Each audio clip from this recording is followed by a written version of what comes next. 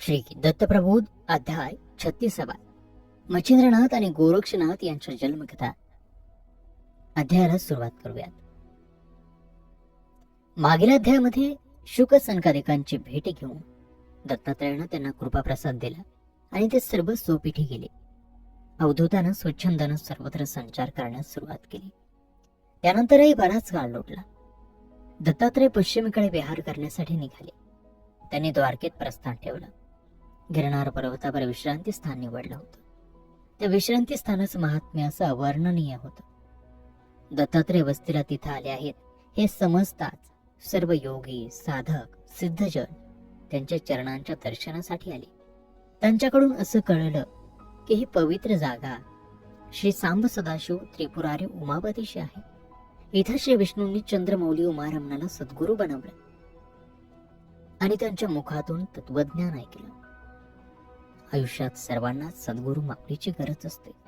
तिच्या कृपेवाचून हा भवसागर तरवून जाता येत नाही. आयुष्याला परिपूर्णता येत नाही. रमापती श्री विष्णूंना आस लागली होती श्री शंकर भक्त होण्याची, श्री शंकरांची सद्गुरू म्हणून पूजा करण्याची. पण भगवान विष्णूंचीच पूजा शिवशंकर करीत असत.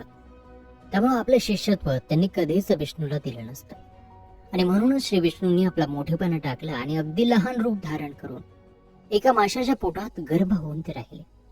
आणि भगवान शंकर तपश्चर्या करीत होते तिथल्या एका जलात ती मिनी जाऊन राहिली. त्यांच्या आसपास वावरू लागले. त्यांच्या मुखातून तेव्हा काय ऐकायला मिळेल म्हणून वाट पाहू लागले. तपश्चर्याला बसून श्री शंकरालाही खूप दिवस लोटले होते. पार्वती वाट पाहून पाहून थकली होती आणि त्रिपुरारीच्या शोधात गिरनार पर्वतावर येऊन उभी राहिली. तिला तिथून दिसले की सिंधू तटे ध्यान लावून भगवान शिवशंकर समाधीस्थ झाले आहेत.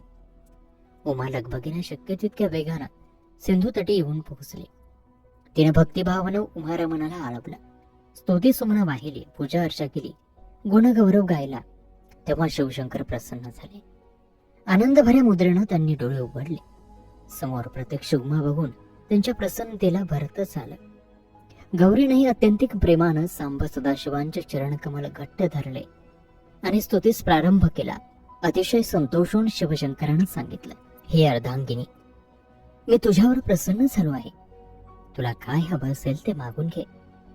जे मागशील ते मी तुला देऊन टाकेन. त्यावेळी माता पार्वती म्हणाली, हे नाथ, तुम्ही असं एकांतात बसून कोणाचं चिंतन करता, कोणाला भजता? सर्व चराचरात तुमच्याशिवाय श्रेष्ठ असं कोणी नाही. आणि मग तुम्ही अहोरात्र असं कोणाच्या सेवेत असता, कोणाचं भजन आणि पूजन करता? त्यावरती भगवान शिवशंकर म्हणाले, हे पार्वती, आयुष्याला परिपूर्णता सद्गुरु कृपे वाचून नाही. शेषशाही भगवान विष्णूंचं मी चिंतन करतो. त्यांच्या कृपे वाचून पिंपळाचं पानं सुद्धा हलत नाही. सृष्टीचा उद्गाता तो, करता करविता तो, दीनदयाळू भक्तवत्सल तोच. त्या सकल आधारू रमापतीला मी दृष्टीचा उद्गाता तो, करता करविता तो, दीनदयाळू भक्तवत्सल तोच. त्या सकल आधारू रमापतीला मी नित्य नेमानं बसतो. अंतर हृदय साठवण्याचा प्रयत्न करतो. त्याच्या ज्ञानप्रबोधाने विचारांचे द्वंद्व सहज विरून जातात. ब्रह्मानंद सुखाची गोडी कळते. चराचरातील अभेद तत्वाचा लोप झाल्याचा भास होतो. निरामय आनंद मिळतो. ज्याला आयुष्यात सद्गुरु कृपेचा लाभ झाला नाही तो केवळ एक शूद्र पशु देह धारण करून वावरतो असं समजावं. सद्गुरु कृपेनं अनेक जन्मभोगातून सुटका होते. उदंड अभ्यास ज्ञानाची शिकवण मिळते. ज्याला ज्ञान लाभलं आहे, कीर्ती मिळाली आहे, सर्व सिद्धी साधना करीत उभ्या आहेत, अशा व्यक्तीला सद्गुरू नसेल तर अहंकारापायी, मीपणापायी मिळवलेल्या त्या सर्व ज्ञानाचं वाटोळ होतं. सर्व ज्ञान निघून जाऊन करंटेपणा येतो आणि म्हणून सद्गुरु कृपा लाभायलाच हवी. तेव्हाच अपरोक्ष ज्ञान प्राप्त होईल.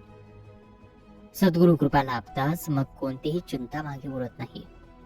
त्यावरती माता पार्वती सद्गतीत स्वरामध्ये भगवान शिवशंकरांना आळवीत म्हणाली, हे प्रभू, तुम्हीच माझे सद्गुरु व्हा आणि माझा उद्धार करा, माझा अंगीकार करा. त्रिविध तापानं माझं मनही तप्त झालं आहे. आपल्या कृपेनं ते शीतल करा. मी आपल्याला शरण आले आहे. भगवान शिव त्या प्रार्थनेनं द्रवले. त्यांनी एकांतात तिच्या कानात सोबीज प्रेरित केलं. ते तात्काळ तिच्या हृदयात प्रवेशलं आणि तिचे त्रिविध ताप थंडावले. मग त्यांनी वेदांत ज्ञानाचा प्रतिबोध तिला सांगितला. अध्यात्म ज्ञानाचं विवरण करायला सुरुवात केली. आणि काय आश्चर्य, पार्वतीच्या सर्व भावना अभेद झाल्यानं, प्रतिशुद्ध झाल्या, माया हरपून गेली आणि सत्य पदार्थी मन जडलं. पार्वतीची ही अवस्था भगवान शंकरांच्या आसपास वावरणाऱ्या त्या माशानं पाहिली आणि हीच योग्य संधी हेरून ती पाण्यातून काठावर डोकं बाहेर काढून लक्षपूर्वक भगवान शिवशंकरांचं बोलणं ऐकू लागली आणि प्रतिसाद देऊ लागली. त्यामुळे पार्वती निर्विकल्प अवस्थेत मग्न होती. तरीही हुंकार काही थांबले नव्हते. स्वरूप साक्षात्काराने अनुभवाचं निरूपण करता करता श्री शंकरांनी उमेकडे पाहिलं. अपर्णेच्या तर सर्व वृत्ती भरल्या होत्या. ती हुंकार देणे की सावध नव्हती. उमा माधवाला प्रश्न पडला, मग हुंकार द्यायला दुसरा इथं कोण आहे? ही शंका आल्यानं त्यानं पुन्हा निरूपण केलं आणि निरूपण करताना त्यांच्या लक्षात आलं की हुंकार पाण्यातून येत आहे. तो पाण्यातून हुंकार ऐकल्यावर अंतर्ज्ञान चक्रानं भगवान शिवशंकरांना ओळखलं की प्रत्यक्ष शेषशाही श्री विष्णूच मासाच्या गर्भात राहून तत्वज्ञान ऐकताना हुंकार देत आहेत. त्या मत्स्याला भगवान शंकरांनी वर बोलावलं. त्याच्यावर कृपा कटाक्ष टाकला. गर्भनिदान टाकून श्री विष्णूंनी शंकरांचे पाय धरले. माशाच्या पोटातून आलेला ते तरुण श्री विष्णूचं रूप अतिशय स्वरूपवान होतं, तेजस्वी होतं, साक्षात गभस्तीच. त्याला उमारमनाने आशीर्वाद दिला, त्याच्यावरती सोकृपा केली आणि भूषणबाण अर्पण केला. त्याला अद्भुत ज्ञान दिलं. त्या युवकाचं नाव ठेवलं मत्स्येंद्रनाथ. त्याच्या मस्तकावर अभयकर ठेवला. त्याला सुंदर योग मार्गाची दीक्षा दिली.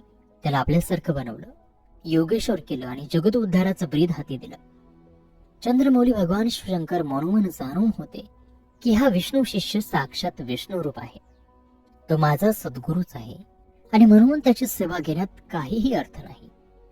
युक्तिप्रयुक्तीने याला योगमार्गालाच गुंतवून लोककल्याण त्याच्या कर्मे साधून घ्यावं आणि म्हणून मच्छिंद्रनाथाला सर्व पृथ्वी स्वइच्छ भ्रमण करून संन्यस्त राहण्याचे बजावून श्री शिवशंकरांनी त्यांचा निरोप घेतला. शिवशंकरांची आज्ञा प्रमाण मानून त्यांचे आशीर्वाद घेऊन मच्छिंद्रनाथ डोंगर दऱ्या वन उपवन तुडवत आनंदस्थान शोधत भ्रमण करू लागले. जिथं मन प्रसन्न होईल तिथं आसन घालून ध्यान धारणेत बसू लागले. इंद्रिय दमन करू लागले. आहार निद्रा टाकून उग्र निग्रह करू लागले. ध्यानी मणी गुरुरूप आठवू लागले. प्रणव साधनेत मग्न राहू लागले. कुंडलीनी जागृत करून अंतरात्मा जागृत करू लागले. प्राणवायू रोधून ब्रह्मरंध्रापर्यंत प्रयाण करू लागले. रिद्धी सिद्धींना डावलून स्वर्गात जाऊन आले. तिथल्या सर्व देवदेवतांचे आशीर्वाद वर घेऊन आले. अखिल त्रिखंडात तापसी योगी म्हणून त्यानं कीर्ती संपादन केली. असाच फिरत फिरत ते महानगरी आले. घरोघर अलख म्हणून भिक्षा मागू लागले. भिक्षा घेत घेत ते एका घरापाशी आले. घरातले कुलीन घरंदाज गृहिणी भिक्षा वाढायला बाहेर आले. सधनतेचं आणि संपन्नतेचं तेज तिच्या अंगावरती होतं, पण चेहरा मलान उदास दिसत होता. मच्छिंद्रनाथांचं तेजपुंज राजबिंड तपस्वी रूप बघून त्या बाईनं त्यांचे पाय धरले. नाथ म्हणाले, बाई, तुम्हाला काय हवंय? कोणतं दुःख आहे तुम्हाला? काय कमी आहे? मोकळेपणाने सांगा. त्यावरती ती म्हणाली, स्वामी, आपण कोणी महान योग्य पुरुष दिसता. माझं दुःख आपणच दूर करू शकाल. माझ्या घरात कशाला कमी नाही. धान्य धुन्य, कपडा लत्ता, पैसा अडका, नोकर चाकर सगळं आहे. माझे यजमानही अतिशय सुस्वभावी आणि सद्गुणी आहे. पण या समृद्धीत फक्त एकच उणीव आहे, ते म्हणजे आम्हाला मूल नाही. आमच्या संसारात अजून दुडुदुडू धावणारं बाळ आलेलं नाही. आमचं सगळ्यात मोठं दुःख हेच आहे. जगातली सारी सुख या एकमेव सुखासाठी त्याच्यावरून ओवाळून टाकावीशी वाटतात.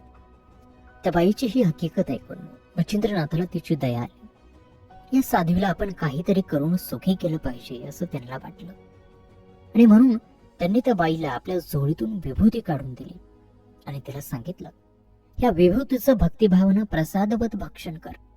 तुझी मनोकामना पूर्ण होईल. तू आई होशील. तुला एक तेजस्वी पुत्र होईल आणि तुम्हा दोघांचं दुःख दूर होईल. 12 वर्षांनी मी पुन्हा माघारी येईल. मी दिलेला आशीर्वाद कधीही खोटा होणार नाही. आणि असं म्हणून मच्छिंद्रनाथांनी ती विभूती तिला दिली. त्या साध्वीलाही अत्यंत आनंद झाला. केलेली सारी व्रतवैकल्य उपास तापास फळाला आली असं वाटलं. उल्हासित मनानं ती घरात आली आणि तिनं ती विभूती जपून ठेवली. तिच्या शेजारी पाजारी राहणाऱ्या बायका हे सर्व पाहत होत्या. त्यांची उत्सुकता शिगेला पोचली. त्या सगळ्या तिच्या भोवती गोळा झाल्या. त्यांच्या आपापसात सुखदुःखाच्या गोष्टी झाल्या आणि मग तिच्यावर वेळ आली. विभूती मिळाल्यानं ती फार खुश होती. तिनं सगळ्यांना सांगून टाकलं की आता माझं वांझपण संपुष्टात येणार. आमच्या घरी बाळ नाही एवढंच दुःख होतं, तेही आता त्या साधू महाराजांच्या कृपेनं दूर होणार. बायांनो, साधूच्या रूपानं प्रत्यक्ष परमेश्वरच आला होता. जणू माझी मनोकामना पूर्ण केली त्याने. त्यावरती एक बाई म्हणाली, अगं एवढी वरळून जाऊ नकोस. हे साधू महाराज काही खरे नसतात. सगळे भोंदू लफंगे आणि फसवे असतात. भोल पाडवून सगळं घरदार लुटून नेतात. मोहिनी घालून घरत्या बायांना पळवतात. एक ना दोन दारोदार फिरणारे असल्या जोगड्यांवर विश्वास टाकण्यात काहीही अर्थ नाही. अगदी खरं आहे का तुझं? अगं असले जोगडे चिटकेही असतात. तुमचं चांगलं चाललेलं फिसकटावं, त्यात बिब्बा पडावा म्हणून की विभूती मंत्रून त्यानं तुला दिली असावी. नको ग बाई, काही अनर्थ व्हायच्या आत ती विभूती घरातून काही ना काही ठेवू नको. तू भोळी भापडी. आमचे अनुभव एवढ्यासाठी सांगितले तुला. त्यातून तुला जे काय करायचं असेल ते कर, पण विषयाची परीक्षा कशाला पाहायची? असलंही बोलणं ऐकून ती साध्वी घाबरली. मानवी मन आधीच पापशंकी भलभलत्या विचारांनी ती हैराण झाली. मच्छिंद्रनाथांनी दिलेली ती विभूती तिला जहरी विषासारखी भासू लागली आणि म्हणून तिनं ती अग्नी पेटवून चुलीत टाकली आणि सुटकेचा निश्वास टाकला. पण तिचं दुसरं मन व्याकुळ होतं. धास्तावलं होतं की खरोखरच जर 12 वर्षाने बैरागी आला तर त्याला काय सांगायचं, काय उत्तर द्यायचं त्याला? त्या साध्वीनं चुलीतली राख उचलून कचरापेटीत नेऊन टाकली. त्या कचऱ्यावर शेण सड्याचे राखेचे ढीग जसं जशी वर्ष उलटत होती तस तसे वाढत होते. घरातला केर कचराही त्याच ठिकाणी पडत होता. विभूतीची गोष्ट बाईच्या मनातून मागे पडली होती. संसारात दक्ष राहून ती पतीची सेवा करत होती. अतिथी अभ्यागताची वास्तवस्त करून आदर सत्कार करत होती. वर्षामागून वर्ष उलटली. इकडे 12 वर्षांनी मच्छिंद्रनाथांना आपण त्या साध्वीला दिलेल्या त्या वराची आठवण झाली आणि त्या सुपुत्राला पाहण्यासाठी अलख करीत ते त्या महानगरीत येऊन उभे राहिले. ते साध्वीच्या घरापुढे भिक्षा मागण्यासाठी आले. बाई, भिक्षा वाढा असं म्हणून त्यांनी तिला पुकारलं. ती सावकार पत्नी भिक्षा घेऊन आली. तिला पाहताच त्यांनी तिला ओळखलं आणि सांगितलं, 12 वर्ष पूर्ण झाली. सांगितल्याप्रमाणे मी आलो आहे. तुझ्या मुलाला घेऊन ये. त्यावरती ती बाई म्हणाली, गोसावी, मला मुलबाळ नाही. कुठला मुलगा आणू मी तुमच्या भेटीला? मच्छिंद्रनाथाला खेद झाला आणि वाटलं की आपण दिलेली विभूती विफल ठरली. एवढी समर्थ विभूती देऊन ही स्त्री ती वांजत राहिली. असं खरं होणं शक्य नाही. खरा प्रकार काय असावा हे प्रत्यक्ष त्या स्त्रीलाच विचारून पाहावं असं म्हणून त्यांनी त्या सावकार पत्नीला 12 वर्षापूर्वीची आठवण देत विचारलं, माई, तुम्हाला आठवत नाही का? मी 12 वर्षांपूर्वी आपल्या दारात असंच भिक्षा मागण्यासाठी आलो होतो. माझ्याकडून तुम्ही पुत्रप्राप्तीसाठी आशीर्वाद मागितला होता. मी आशीर्वाद देऊन एक विभूती दिली होती. त्याचं तुम्ही काय केलं? जी काय खरी खरी हकीकत असेल ती मला सांगा. माझा कोप ओढवून घेऊ नका. मच्छिंद्रनाथांचं हे बोलणं ऐकताच बाई घाबरली. तिला आपल्या कृतकर्माचं स्मरण झालं. भयानं ती थरथरू लागली. मच्छिंद्रनाथांच्या पायावर डोकं ठेवीत तिनं घडलेली सर्व हकीकत सांगितली. ती दुष्ट वार्ता कानी पडतात मच्छिंद्रनाथ संतापले, रागाला लाल झाले. मूर्ख स्त्रिये, तुझ्या नशिबी वांजोडेपणाच होता. कल्पवृक्ष तुझ्या दारी आणून लावला तर तो उपटून फेकून दिलास. चिंतामणी चोर चोर करून टाकलास. तुझ्यासारखे कपाळ करंट तूच अमृताचा कुंभ लाथाडून तो विषकुंभदारी ठेवलास. कर्महीनाला नाव ठेवण्यात तरी काय अर्थ आहे? आता एक सांग की ती विभूती तू कुठल्या जागी फेकलीस? दाखवती मला जागा. मी तुम्हाला चमत्कार दाखवतो. तुम्ही मला चिटक्या भोंदू समजून ते विभूती फेकून दिलीत. पण मी उच्चारलेला शब्द कधीही खोटा ठरणार नाही. त्या बाईच्या नवऱ्यानं कचरापेटी दाखवली आणि मच्छिंद्रनाथ पुन्हा एकदा कृतंतसारखे भडकले, संतापले. बघ्या लोकांची गर्दी प्रचंड झालीच होती. त्या महान तपस्वी योग्यानं आपला क्रोध आवरला आणि आपल्या मधुर धीरगंभीर आवाजात गायला सुरुवात केली. किंगरी आणि सिंगपुंगी वाजत होते, शंख निनादत होता, अलखचा नामघोष मधुर मधून चालला होता. नाथ कचऱ्याच्या ढेकाजवळ येऊन उभे राहिले आणि त्याने दीर्घ स्वरात अलख अलख असं शब्द उच्चारले. आणि काय आश्चर्य! आकाशवाणी व्हावी आणि सूर्यजनांचे स्वर कानी पडावेत तसे त्या कचऱ्याच्या ढेगातून 3 वेळा मधुर स्वर बाहेर आले. आदिनाथ आदि गुरु को आदेश. ते ऐकून बघायला जमलेल्या सर्व लोकांना आश्चर्य वाटलं. नाथाने कचरा खाण्याला आदेश दिला आणि सांगितलं, जरा जपून करा. त्या कचऱ्याच्या ढिगाऱ्यातून एक 12 वर्षाचा सुंदर कुमार बाहेर पडणार आहे. लोकांच्या आश्चर्याला पारावर उरला नाही. डोळे विस्फारून सर्वजण पाहू लागले. आणि काय नवल, कचरा आणि खत करून बाजूला टाकताना एक शिळा लागली.